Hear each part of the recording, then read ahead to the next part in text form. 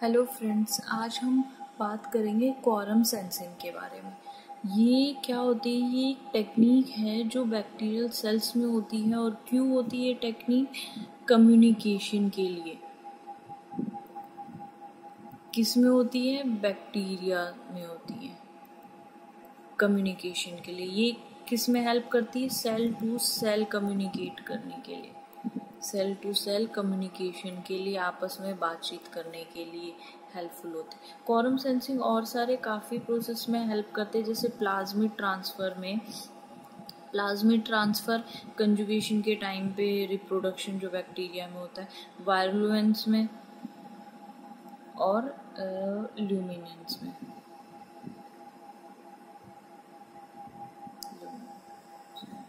Luminance. तो इसमें क्या होता है, जो हमारी क्वारम सेंसिंग, जैसे हम देखते हैं कि हम जो ह्यूमंस है ना, हम ह्यूमंस को भी कम्युनिकेशन की ज़रूरत होती है। वो हम कैसे करते हैं? बातचीत करके, या हम किससे करते हैं? फेशियल एक्सप्रेशन के द्वारा हम इसमें आपस में कम्युनिकेट करते हैं। तो हमारे लिए कम्युनिकेशन काफ़ी ज़्यादा ज़रूरी इम्पॉर्टेंट प्रोसेस है। वैसे ही बैक्टीरियल सेल्स में भी कम्युनिकेशन इम्पॉर्टेंट है। उनको भी कंपेनियन चाहिए सर्वाइव करने के लिए। अब उनमें तो क्या होता है, वो तो बातचीत नहीं कर सकते ना हमारी तरह, तो वो क्या करते हैं? केमिकल के थ्रू आपस में बात करते हैं, सिग्नल्स देते हैं। ठीक है, ये बैक्टीरिया में होता है। तो कम्युनिकेट किससे करते हैं? केमिकल से करते हैं। अब हम इसका पूरा मैकेनिज्म देखने से पहले हम एक एग्जांपल देखेंगे। किसका देखेंगे? स्क्विड का एग्जांपल देखेंगे, जो कि क्या रहता है? सिम्बायोसिस में रहता है। किसके साथ रहता है सिम्बायोसिस में?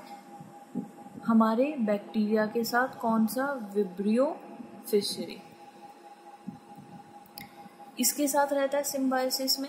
ये क्या करता है, अब हम इसका एक डायग्राम बना के देखते हैं। ये हमारा स्क्विड है,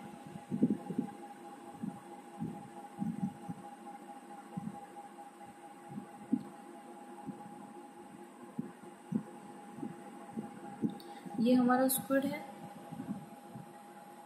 यहाँ पर ये क्या होता है कि ये जो है, इसकी जो अपर लॉब्स है, यहाँ पर लाइटनिंग ग्लोइंग इफेक्ट्स दिखता है। जो ये होता है, ये यहाँ पर, ये मैं बताती हूँ, ये डायग्राम ऐसे कुछ होता है। जैसे ये है, और यहाँ पर ये पंप होता है। जैसे इन्हें नाइट टाइम तो ग्लो की ज़रूरत होती है, बट डे टाइम पे ज़रूरत नहीं होती। तो ये पंप क्या करते हैं? इन बैक्टीरिया को बाहर की तरफ पंप आउट कर देते हैं, यहाँ की तरफ। ठीक है, यहाँ पर भी सेम ऐसा ही होता है, ऐसा कुछ होता है ये।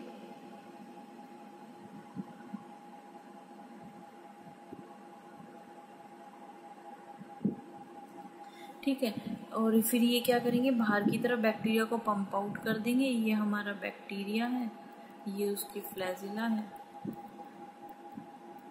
ये हमारा विब्रियो फिशरी है, बाहर की तरफ कर दें।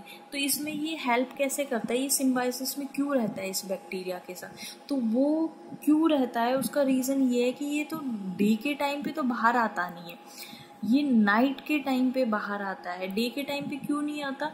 क्योंकि डे के टाइम पे इसे ये डर रहता है कि प्रीडेटर्स इसको पहचान के किल कर देंगे, ढूंढ लेंगे प्रीडेटर्स इसको। तो नाइट के टाइम पे आता है। पर नाइट के टाइम पे क्या होता है, स्क्विड जैसे सी में रहता है, ये हमारा स्क्विड है, और ये क्या रहता है? सी में यहाँ पर रहता है। तो इसमें क्या होता है, नाइट में जो ये मून है, तो ये इसमें ना सेंसरी ऑर्गन्स होते हैं जो मून की लाइट को डिटेक्ट करते हैं, और उसकी वजह से इसमें क्या होता है, यहाँ पर शेडो फॉर्म होता है, जिसकी वजह से इसको प्रीडेटर्स डिस्टिंग्विश कर लेते हैं, डिफरेंस देख लेते हैं इसका, और इसे क्या कहते हैं? किल कर देते हैं। पर तो इससे बचने के लिए, ये काफ़ी इंटेलिजेंट है, इससे बचने के लिए इसने एक टेक्निक यूज़ की है। वो टेक्निक कौन सी है? ये अपनी क्वारम सेंसिंग वाली उसमें यूज़ होती है। उसमें क्या होता है, जो ये मून की लाइट और ये खुद की लाइट जो प्रोड्यूस करते हैं, खुद ये नहीं करते, बैक्टीरिया प्रोड्यूस करते हैं, तो उसकी लाइट और ये दोनों मिलके एक ऐसी इंटेंसिटी लाइट की बनाते हैं जो क्या करती है? शेडो नहीं फॉर्म होने देती। नो शेडो मतलब नो किलिंग। मतलब नो किलिंग। ठीक है, यही होता है इसमें। अब हम इसको क्या बोलते हैं, स्क्विड को लिविंग टॉर्च भी कहते हैं, लिविंग टॉर्च कहते हैं, क्योंकि ये बोला जाता है कि ये ना एज अ टॉर्च की तरह बिहेव करता है, खुद की लाइट प्रोड्यूस करता है, पर एक्चुअल में खुद की लाइट नहीं प्रोड्यूस करता, बैक्टीरिया होता है जो लाइट प्रोड्यूस करता है इसमें। अब हम देखेंगे जो कोरंट सेंसिंग है वो किस पे मोस्ट इम्पॉर्टेंट है, ये किस फैक्टर पे डिपेंड करती है, ये डिपेंड करती है कंसंट्रेशन। किसकी कंसंट्रेशन पे, बैक्टीरियल कॉलोनीज की, बैक्टीरियल सेल्स की कंसंट्रेशन पे। जैसे हम एग्जांपल लेंगे, फर्स्ट हम केस देखेंगे, पहला केस जिसमें बैक्टीरियल सेल्स की लो डेंसिटी है, क्या है, लो डेंसिटी, लो डेंसिटी है। तो ये क्या करते हैं, जो बैक्टीरिया है वो इंड्यूसर्स प्रोड्यूस करते हैं, ऑटो इंड्यूसर्स जिन्हें हम कहते हैं। ये क्या होते हैं, मॉलिक्यूल होते हैं जो इल्यूमिनेशन के लिए रिस्पॉन्सिबल होते हैं, inducer molecules, auto inducer molecules. तो ये क्या करते हैं, इन मॉलिक्यूल्स को, अब ये मॉलिक्यूल्स को हमने ऑटो इंड्यूसर्स क्यों कहा, क्योंकि ऑटो इंड्यूसर्स हमने इसलिए कहा क्योंकि ये खुद ही खुद को एक्टिवेट करते हैं, ये एक एंजाइम का सिंथेसिस करते हैं या एंजाइम बनाते हैं जो क्या करती है, इन्हीं को ही एक्टिवेट करती है, इंड्यूस करती है, खुद ही खुद को इंड्यूस करना, ऑटो सिग्नलिंग सिस्टम,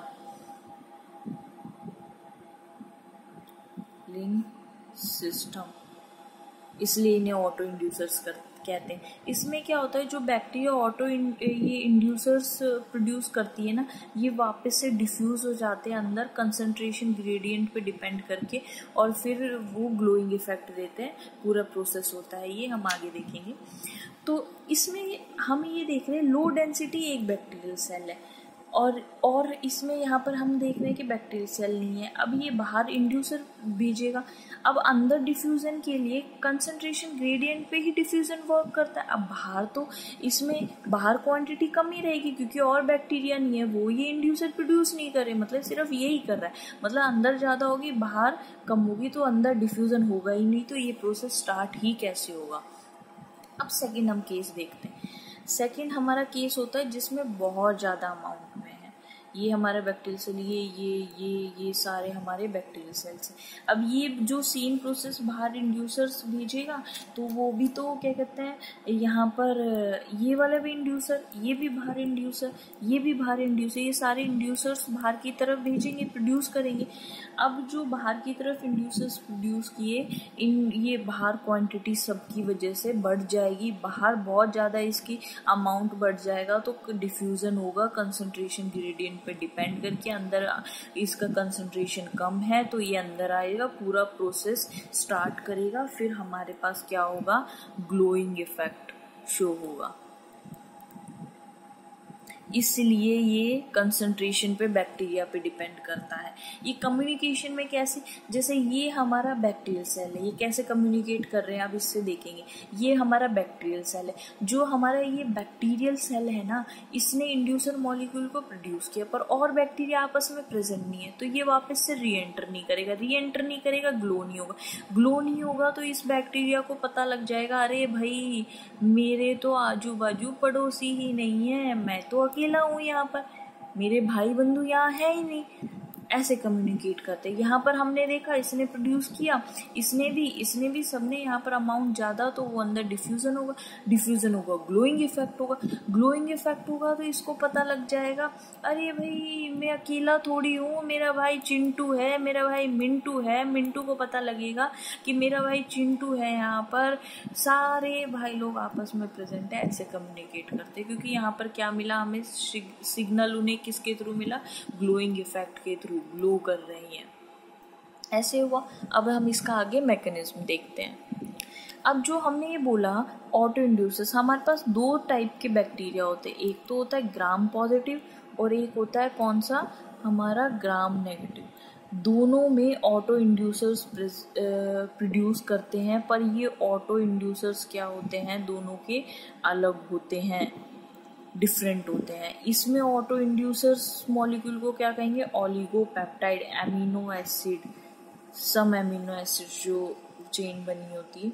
ये नेगेटिव वाले क्या होते हैं, AHL कहते हैं इन्हें। AHL मतलब ये क्या होते हैं, N acyl homoserine lactone, N acyl homoserine lactone. ये क्या होता है, AHL क्या होता है, लिपोफिलिक होते हैं, लिपोसॉल्युबल होते हैं, मतलब बैक्टीरियल प्लाज्मा मेम्ब्रेन को, प्लाज्मा मेम्ब्रेन को क्रॉस कर सकते हैं, बाहर जा सकते हैं, अंदर आ सकते हैं।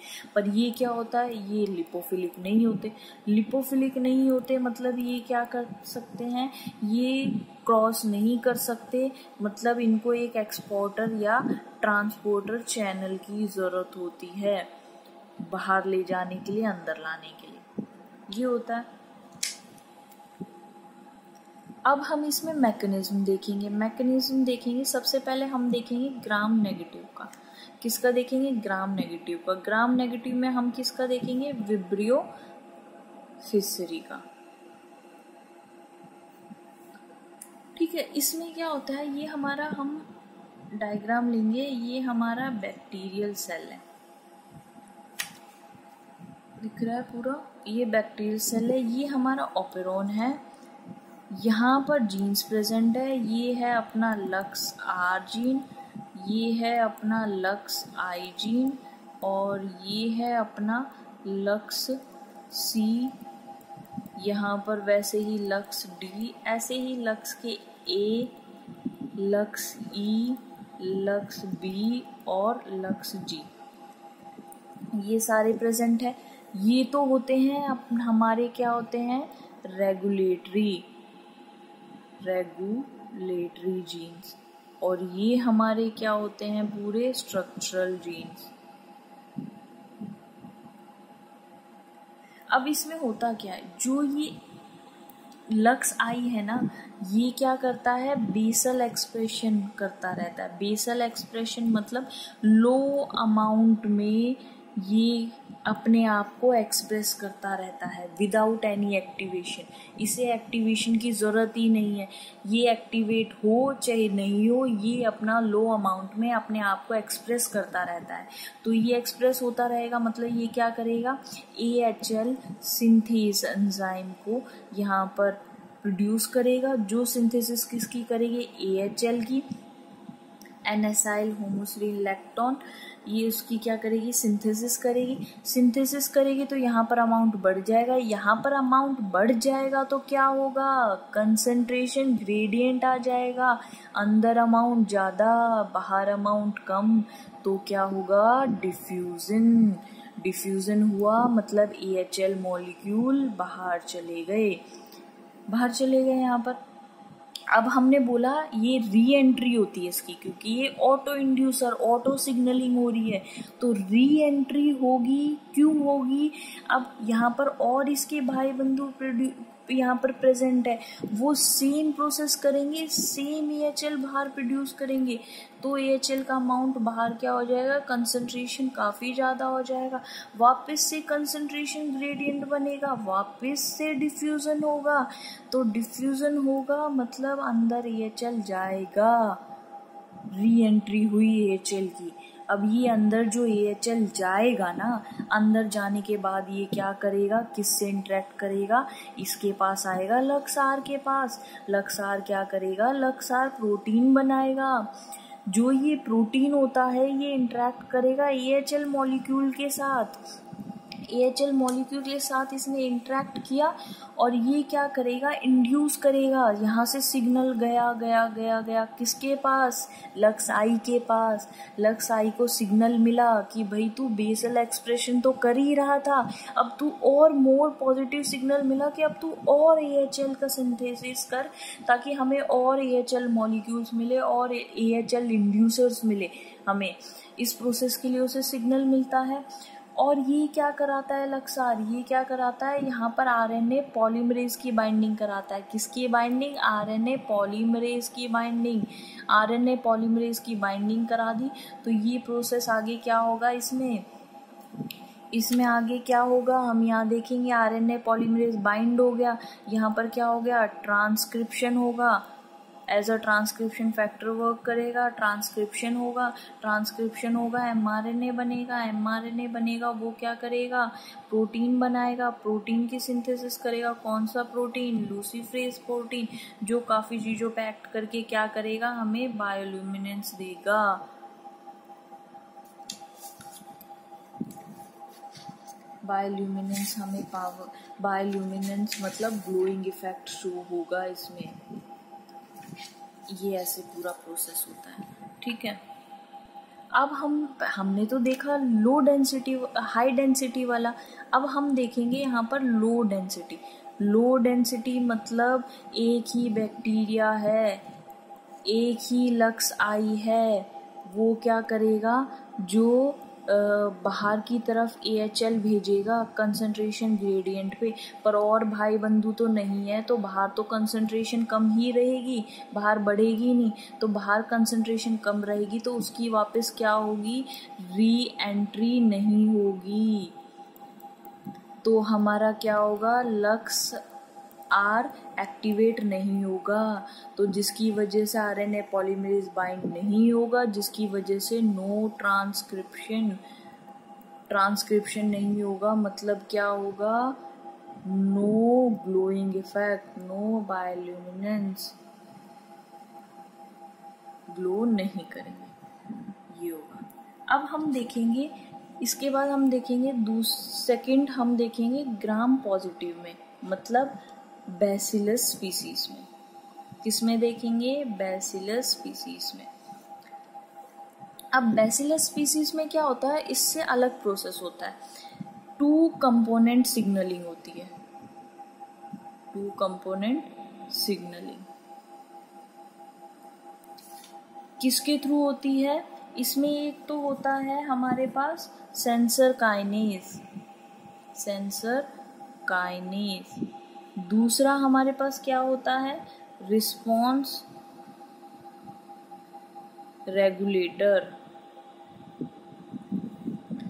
अब इसमें हमारा ये बैक्टीरियल सेल है, ये हमारा ओपेरोन है, यहाँ भी वही होगा, ये हमारा लक्स आई है, ये अपना बेसल एक्सप्रेशन करता रहेगा, मतलब यहाँ पर ओलिगोपेप्टाइड हमारे प्रोड्यूस होते रहेंगे लो अमाउंट में, और ये ओलिगोपेप्टाइड बाहर तो जा नहीं सकता, जैसे हमें पता है कि भाई ये तो लिपोफिलिक नहीं होते, इसमें किसकी जरूरत है, एक्सपोर्टर की जरूरत है, ये क्या करेगा, बाहर ले जाने में हेल्प करेगा, ओलिगोपेप्टाइड बाहर चलेगा। अब इसमें उसकी तरह डिफ्यूजन से अंदर नहीं जाते हैं, इसमें क्या होता है, यहाँ पर क्या होता है, हमारा सेंसर काइनेज होता है।